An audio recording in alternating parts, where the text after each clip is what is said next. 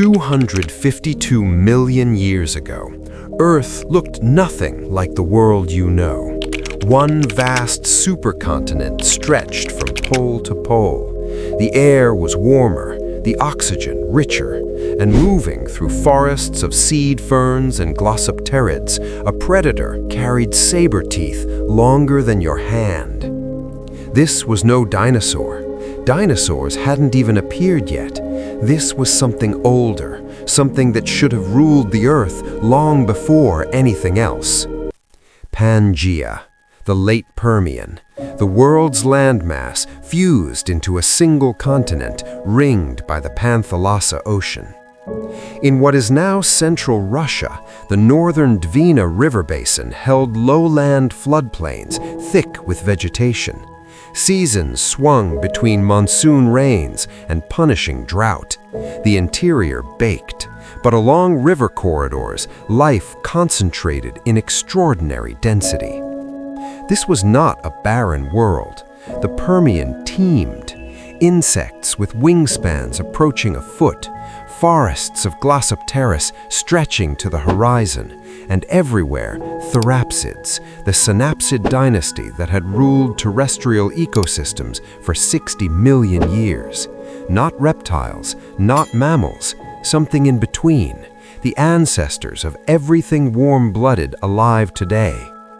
The foundation of this ecosystem rested on the backs of dicynodonts, barrel-bodied herbivores, some no larger than a terrier, others the size of cattle, stripped vegetation with a pair of tusks and a turtle-like beak.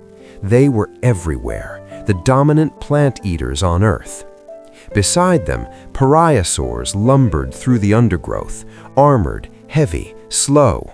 Their skulls were studded with bony knobs. If you saw one today, you would swear it was something from a nightmare, but they were grazers, peaceful, abundant. Together, dicynodonts and pareiasaurs formed a prey base of staggering richness, and where prey is rich, predators grow large. Inostrancevia. The name belongs to a gorgonopsian, the apex predator of the late Permian, and nothing in its world came close. Vladimir Amalsky first pulled its bones from the banks of the northern Dvina River in Russia at the turn of the 20th century. What he found was an animal built for killing on a scale the Permian had never seen. 3.5 meters long, a skull nearly half a meter from snout to crest, and from its upper jaw, 2 canine teeth descended like curved daggers, 12 centimeters of serrated bone designed for one purpose. This was not a careful hunter.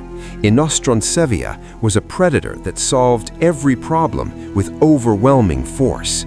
It did not chase, it ambushed, and when it struck, the killing was fast.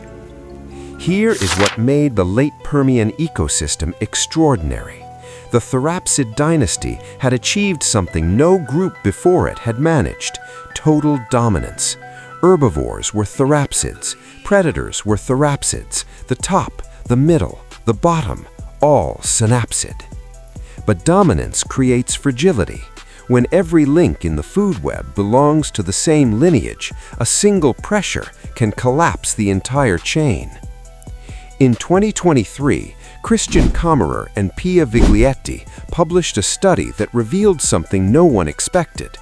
In the Karoo Basin of South Africa, the local gorgonopsian apex predators vanished before the main extinction.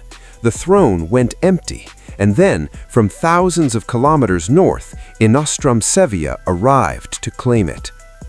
Picture the Karoo Basin, 252 million years ago. Dawn, mist rising from a river delta. Dicynodonts moving in herds toward the water, their beaks scraping low vegetation. Pareiasaurs standing motionless in the shallows. A therocephalian, smaller, faster, darting between fallen glossopteris logs, hunting insects. And in the tree line, something waits. Inostrancevia does not move. It does not need to. Its skull is angled downward, saber-teeth hidden behind closed jaws. A dicynodont wanders too close. The strike covers 3 body lengths in under a second. Those canines puncture hide, muscle, bone. The dicynodont drops. You are watching the last stable ecosystem Earth will know for 10 million years. And it does not know it is dying. The Siberian traps erupted.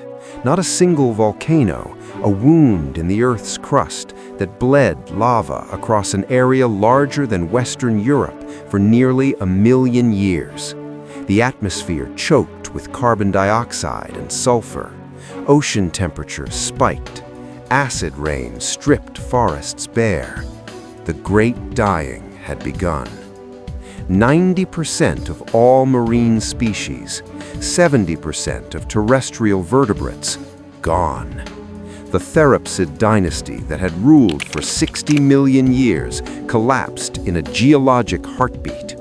Dicynodonts fell, pareiasaurs fell, and Inostrancevia, the predator that had crossed a supercontinent to claim an empty throne, fell with them. Every gorgonopsian on Earth vanished, the entire lineage erased. The early Triassic was a wasteland, a world emptied. For millions of years, ecosystems struggled to rebuild. When they finally did, the new apex predators were archosaurs, the lineage that would produce dinosaurs and crocodilians. The gorgonopsians left no descendants, no living echo. No living animal carries their genetic legacy forward. But imagine, just for a moment, that Inostrancevia had survived, a 3.5-meter ambush predator, saber-teeth gleaming, stalking rivers and forests today. No living predator could match its size, speed, or killing power. Near water, nothing would be safe. But Inostrancevia was not the only apex predator erased by the Great Dying. What other titans disappeared when 90% of life vanished? Million-year Journey uncovers 2 forgotten chapters of deep time every week. Subscribe. 252 million years of silence. Just a handful of bones along a Russian river, a pair of saber-teeth buried in South African stone. That's all that remains, and it is enough.